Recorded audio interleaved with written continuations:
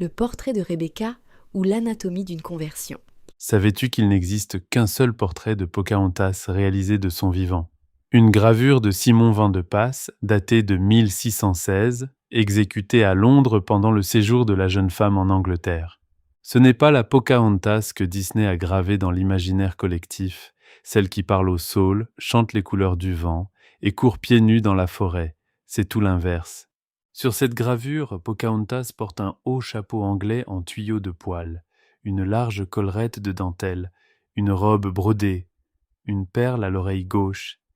Elle tient à la main une plume, soit un éventail de cours, soit une plume à écrire.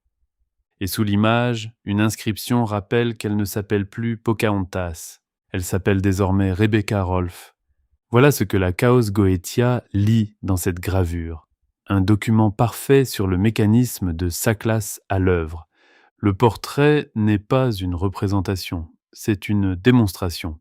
Il a été probablement commandé par la Virginia Company, la compagnie coloniale qui finançait l'expédition, pour prouver quelque chose, pour prouver que la conversion fonctionne, que les peuples autochtones peuvent être transformés en sujets anglais dociles, que le parasite peut absorber ce qui lui était extérieur. Chaque détail de l'image est un acte de conformation. Le vêtement anglais qui recouvre et qui, selon les historiens, dissimulait probablement des tatouages rituels. La plume à écrire, parce que les Européens considéraient la maîtrise de l'écriture comme le marqueur de la civilisation.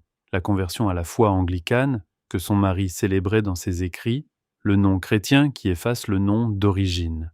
Pocahontas, qui s'appelait aussi Matoaka et Amonut, est devenue Rebecca. On lui a donné le nom d'une matriarche biblique.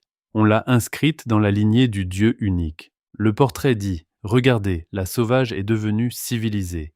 Le multiple a été ramené à l'unité. L'étrangère a rejoint le conforme. » C'est exactement le geste de sa classe tel que nous l'avons décrit. Pas la destruction frontale, la conversion, l'absorption, l'effacement des noms, des marques, des dieux, des formes de vie qui ne se conforment pas, remplacé par le costume unique de la civilisation prescrite.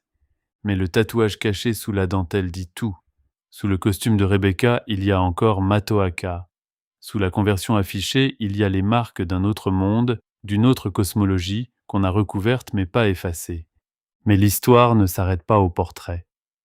Pocahontas meurt en 1617, à environ 22 ans, sur le sol anglais, sans jamais revoir sa terre. Son père meurt en 1618. Et 4 ans après le portrait, en 1622, les Powhatans se soulèvent. Sous le commandement du chef de guerre Opechancanough, ils attaquent les colonies de Virginie et tuent environ un quart des colons. Les Anglais qualifient cette attaque de massacre barbare et déclenchent une guerre de représailles. Voilà ce que le portrait de Rebecca ne montrait pas. La conversion affichée d'une femme ne convertit pas un peuple. La soumission mise en scène pour la propagande coloniale ne reflétait pas la réalité du rapport de force. Sous la dentelle, le tatouage. Sous la paix proclamée, la résistance qui couvait. Le parasite croyait avoir absorbé le multiple.